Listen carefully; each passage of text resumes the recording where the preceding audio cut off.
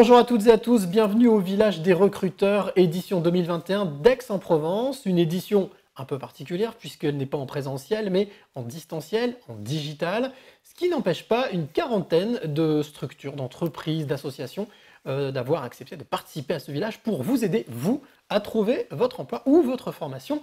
Un village qui est en partenariat avec la ville d'Aix-en-Provence et la région PACA. Et justement, parmi ces représentants, parmi ces structures présentes, il y a l'IMPGT représenté par Christophe Allot. Bonjour Christophe. Bonjour. Alors, est-ce que vous pouvez déjà nous expliquer un petit peu ce que signifient ces 5 lettres IMPGT? Oui, alors je peux. C'est l'Institut de Management Public et Gouvernance Territoriale. Donc, c'est un institut qui forme au métier du management, mais orienté vers tout ce qui est plutôt autour des administrations, des collectivités territoriales, de l'associatif, de l'économie sociale et solidaire, donc plutôt ce qui est dans le non marchand, et de gouvernance territoriale, parce que c'est vrai qu'on est plutôt sur un travail, on va dire, de proximité avec les villes, les métropoles, les départements, les régions.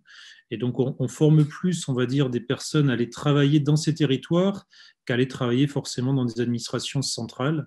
Et donc, voilà un petit peu la raison du double nom, à la fois management public et gouvernance territoriale. Et voilà, on a aucun lien pour l'instant avec le futur Institut du service public qui devrait être la nouvelle émanation de l'ENA. Mais voilà, on forme à ces métiers au sein de l'université depuis 25 ans. Et on est la seule unité de formation et de recherche sur ces thématiques en France, avec voilà, près de 900 étudiants et 19 formations qui sont proposées de la licence jusqu'au doctorat en passant par le master. Alors, parmi ces formations, quels sont, on va dire, les secteurs phares ou les grands secteurs qui sont abordés? Là, il y a une thématique forte qui est notamment autour du management de la culture, avec des formations qui sont proposées en apprentissage et en alternance. Là, c'est sur la partie master. On a également un deuxième axe fort sur tout ce qui est autour du médico-social et du sanitaire. On forme des personnes qui vont travailler dans des hôpitaux, dans des EHPAD, dans des ESAT, et qui sont des managers qui vont encadrer ces structures-là. On a aussi un axe fort sur l'attractivité des territoires, donc ça peut concerner à la fois les activités liées au tourisme, au développement économique, à l'attractivité des habitants, des étudiants, avec une chaire notamment qui est financée par 34 territoires sur toute la France. Et enfin, on a une thématique autour du développement durable et de la gestion des risques, avec des formations qui permettent aux étudiants de se positionner sur des postes de manager qualité, des postes de chargé de mission sur des projets internationaux, notamment en lien avec les problématiques environnementales. Alors, je crois que la place de l'apprentissage est assez grande, en tous les cas, commence avec le temps à reprendre un petit peu de l'ampleur.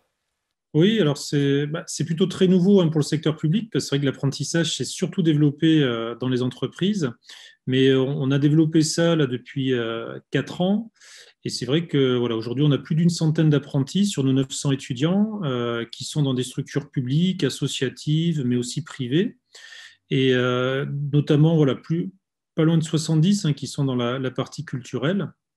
Et donc, on propose ça dès la troisième année de licence parce qu'on a une licence administration publique avec un parcours management public sur 3 années. Donc, on recrute au niveau Parcoursup sur la première année de licence et on va jusqu'à la troisième année. Et en troisième année, on peut déjà faire de l'apprentissage en alternance. Donc, on alterne une semaine de formation, 3, 4 semaines en apprentissage sur une année entière. Et ensuite, on peut faire ça également sur différents masters, donc en management de la culture, en management médico-social, en attractivité, marketing territorial et prochainement, là, dès la rentrée prochaine, également en marketing et communication publique, donc où là, c'est l'apprentissage au niveau master. Alors, quelle est la volonté ou quel est l'intérêt justement pour vous, pour l'IMPGT, de participer au village des recruteurs?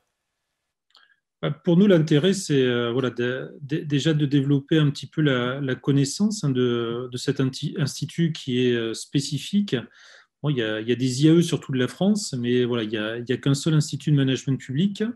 Et donc, c'est vrai qu'on a la chance sur ce territoire d'avoir cette spécificité. Alors, d'accueillir en plus dans un joli cadre que vous avez derrière moi, qui est en plein centre-ville d'Aix, juste en face de l'archevêché.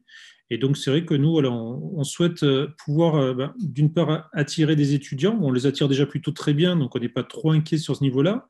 mais également attirer des publics de formation tout au long de la vie, parce que c'est vrai que dans nos formations, on accueille également beaucoup de publics de formation continue qui sont parfois en situation de réorientation professionnelle ou alors de recherche de double compétences.